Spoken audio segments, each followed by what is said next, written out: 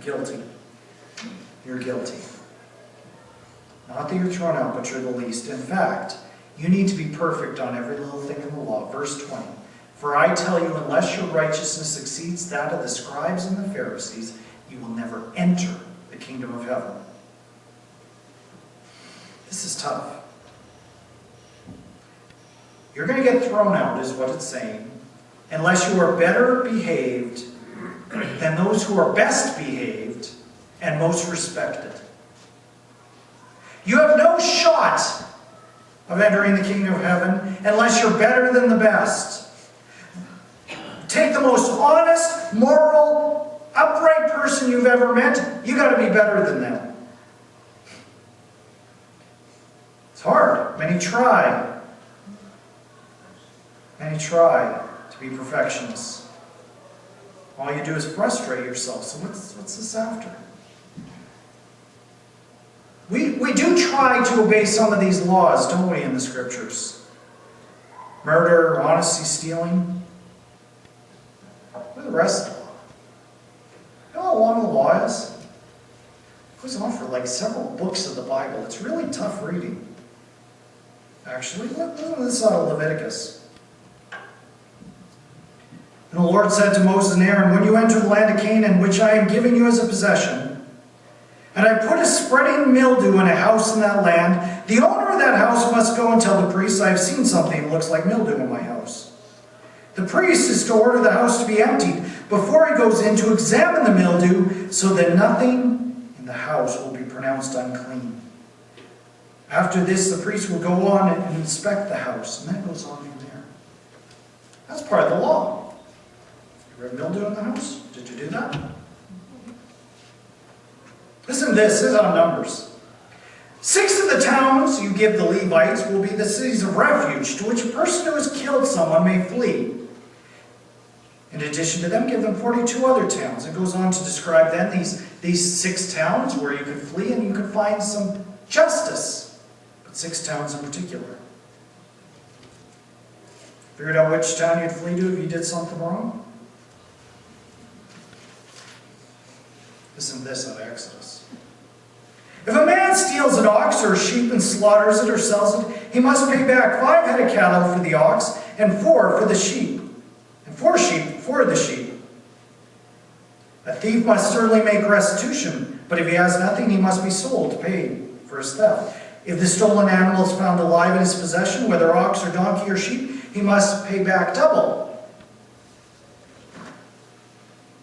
You ever worried about that? Unless you obey this completely and fully and honestly, you will not enter the kingdom of heaven. Oh, I've set myself up into some trouble, haven't I? The law is still in effect. Jesus does not get rid of it. That's hard. Do not think I've come to abolish the law or the prophets. I have not come to abolish them, but to fulfill them. This is going to be our hope. Hopefully at this stage, I've left you hopeless. But there is hope. The law is still in effect. Jesus did not come to discuss mildew or settle animal disputes or to judge someone in a city of refuge. But he came to fulfill the law perfectly. Those rules about animals talk about justice. Those rules about mildew talk about purity. Those cities of refuge talk about being thoughtful, merciful, and just. And Jesus came and he lived those principles behind the law perfectly. He didn't come to live the letter of the law. He came and he lived the spirit of the law. He came and he lived the rational reason behind everything that we find in the law. He lived out the reason behind it, and he did it perfectly. We sit down and we start reading Exodus, Leviticus, Numbers, Deuteronomy. If you've got somebody who wants to start reading the Bible and they read Genesis and interesting stories and first part Exodus, okay, you hit the law and it becomes very difficult. Why? I don't think it was ever meant to be read devotionally. We should read it. We have to understand it. We have to study it. But we have to study it with the understanding that the law is all about understanding some of the principles of God and the prophecies of Jesus. We need to study it to understand who Jesus is. So what does this have to do with us? So what? So, I read a lot of sermons this week about this scripture. I'll have to do that. I'll read a couple of different sermons to kind of get my thinking going. And very few sermons that I read had anything to do with the text here. I always got off into side issues of morality and mercy, which are very important. But not one dealt with the fact that the Pharisees symbolically stayed pure by avoiding mildew, while Jesus actually remained pure. What does this mean to us? And do you know what it means? Everything. I want to read a little bit of Romans 10. I want you to sit back and listen to a little bit of Romans 10. Since they did not know the righteousness that comes from God and sought to establish their own, they did not submit to God's righteousness. Christ is the end of the law, so that there might be righteousness for everyone who believes. Moses describes in this way the righteousness by law. The man who does these things will live by them. But the righteousness that is by faith says, do not say in your heart who will ascend to heaven, that is, to bring Christ down, or who will descend into the deep, that is, to bring Christ up from the dead. But what does it say? The word is near you. It is in your mouth and in your heart. That is the word of faith we are proclaiming, that if you confess with your mouth Jesus is Lord, and believe in your heart that God raised him from the dead, you will be saved. For it is with your heart that you are believed and are justified, and it is with your mouth that you confess and are saved. It talks about the end of the law here. It's not exactly saying that we toss it all out. The law has been fulfilled. Jesus lived out the law. Do we try to live out the law?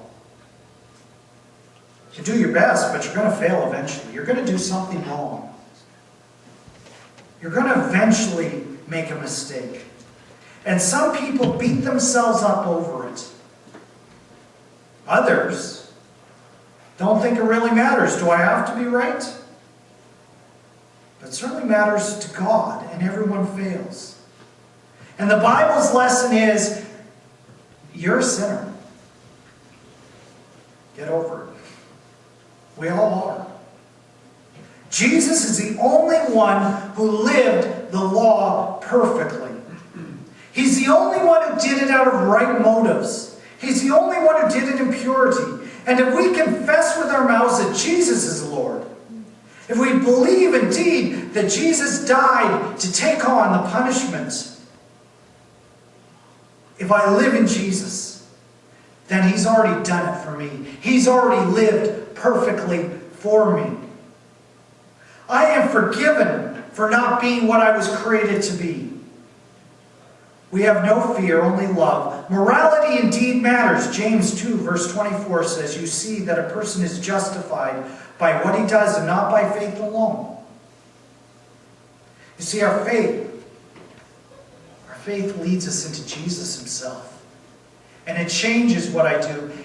And I don't try to act my best anymore. I don't try to live perfectly. I don't have to. But I try to live to please Jesus. And Jesus leads me to more and more what I'm supposed to do. We do not just be good to avoid punishment. We do good because something is changing. Christ fulfills or culminates the law so that I might live properly. The prophet Jeremiah makes a prediction that with Christ we will no longer need a written law, because it's going to be in our hearts with Jesus. When I live in Jesus, an ethical life lives within me. One of compassion, of purity, which is a lack of hypocrisy, of justice, of love. The answer to that question, so what does all this iota, this dot, what does that really matter to me? The answer is everything. Because Jesus is my perfection. Jesus is my forgiveness. Jesus is my hope. Calling this sermon series Captivated, because I should be captivated with the idea of Jesus.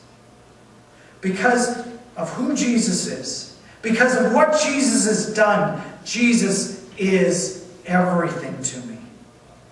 He has my attention. He has my desires. He has my obedience. Jesus is the law. Jesus is perfection. Jesus is everything. When I see Jesus alone, when I see Jesus only, then my eyes are in the right place. I don't have to be perfect. I'm not going to be. But as I learn to be forgiven by Jesus, I move more into a right living. Because I'm captivated by Him, because my eyes are on Him alone. Because I know Jesus. We're going to